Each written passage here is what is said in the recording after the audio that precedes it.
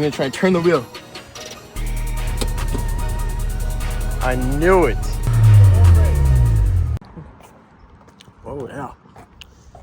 Ooh. Welcome, guys. Wow, this is really clean.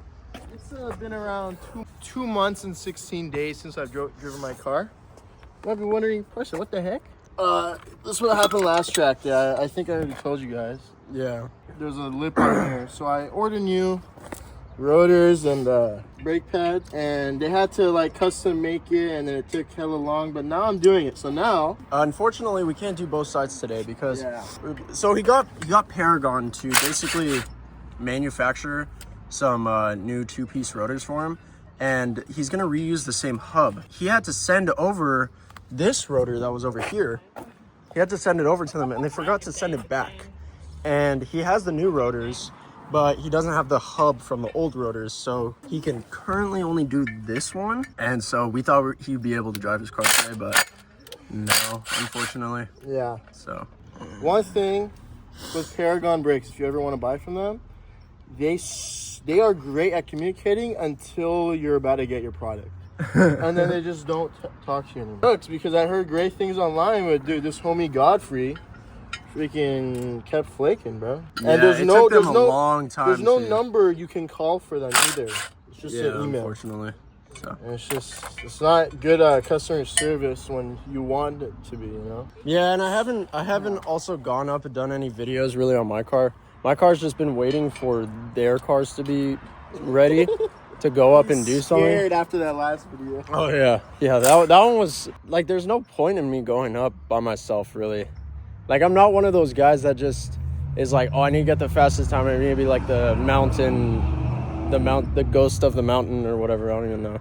Like, it's fun only kind of with him driving and Ben also driving too, or one of them at least. So there's no one for me to go with, you know what I mean? He just got the hub onto the rotor. So this is basically what one of them is going to look like, and then he has the other one coming back from Paragon. And then after he has his brake pads over there, he's going to have to put those in the calipers, but we have to press back the pistons. Yep. So that might be a little bit hard. I'm not doing that today. Yeah, because this alone, to get this rotor off, you have to drill it in and then hammer it out.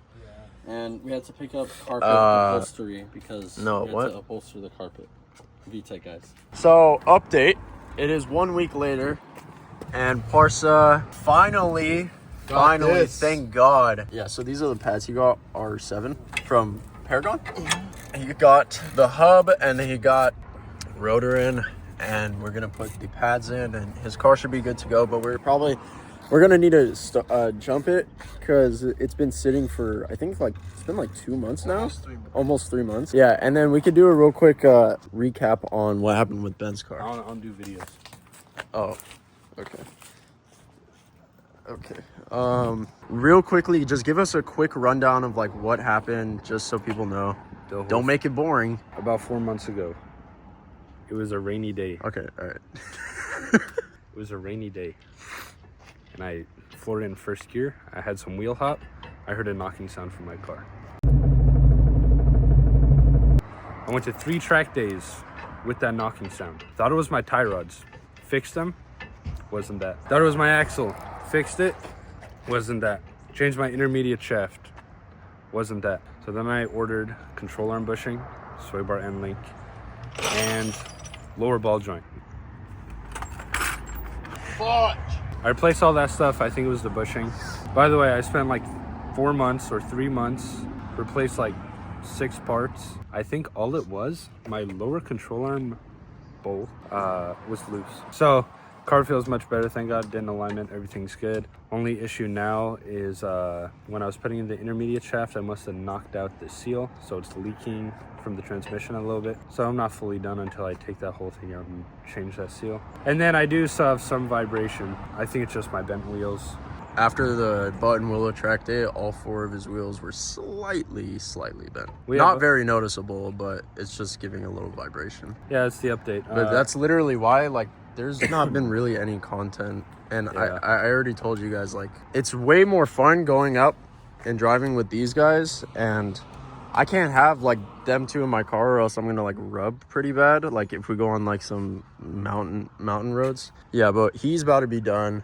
God willing. Yeah. Update done. We'll see you guys when he's actually finally finished. Shannon, if you would like to come over to this side, there's just one issue, guys. Yeah. Which I don't know what it means, but so I'm gonna try and turn the wheel. So I'm pulling and pushing.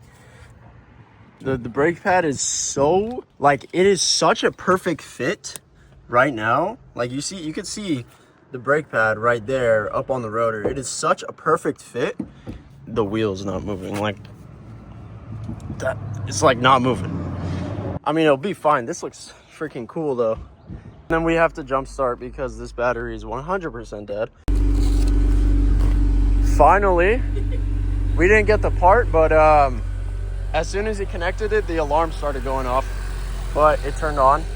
Hey guys, so as you saw, my brakes were pretty tight. Yeah. So now I knew it. Oh, hold on. Let me see if I can push the car. Fuck! There's no way.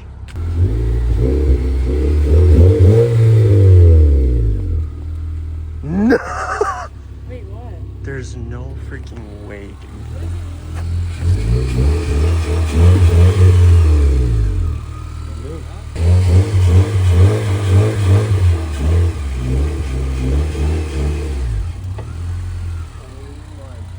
I'm gonna try and go. Can you close the?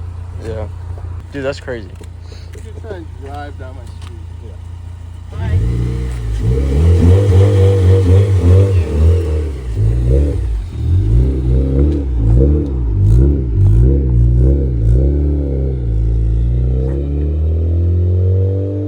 Bro, it's literally like regenerative braking.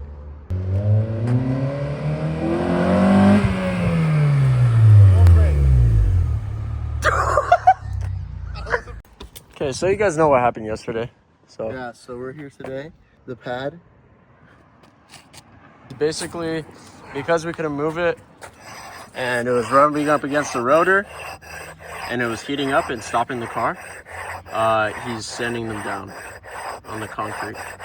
We just got to put it back on just to make sure, because I'll show you guys this side. So you remember how like we weren't able to move the rotor or anything, or even the wheel? See, we can move it, and that's with both pads in. So that's good. So obviously with the wheels on, it'll be a lot easier. So we're just trying to do that to this side now. Oh, still too much. Yeah, okay, no worries. And inspecting it, the front one's fine. Like it's loose. Like it's Yeah. not even. It's good. So that one's fine, it's just the back one we need to shave off more. All right, guys. So It's working. he's driving. Yeah, it's not rubbing anymore. Thank God. It was a little bit like soft on the pedal, but it's getting better. I think it's like relearning how to brake. We are driving to the bed braked road, and we're gonna see. The procedure is 30 miles an hour to 5. The first couple ones, I'm gonna do very light braking.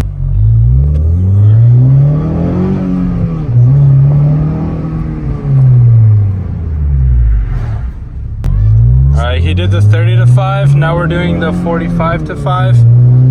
So we'll see. What was it?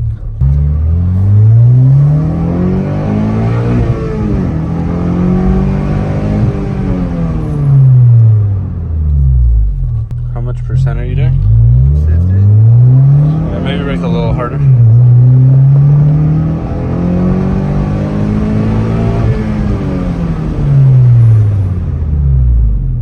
Alright, procedure done. They feel pretty good. Yeah. No shaking, thank God. Thank God. It's not contacting constantly as well. Yeah. So now we're just doing a 10-minute cool down period. If he needs to slow down, he's going to use his handbrake. Need to get the rust off those rear rotors anyways. Yeah, for real. And then we're going to go to Burger King because this guy wants to eat the whole menu.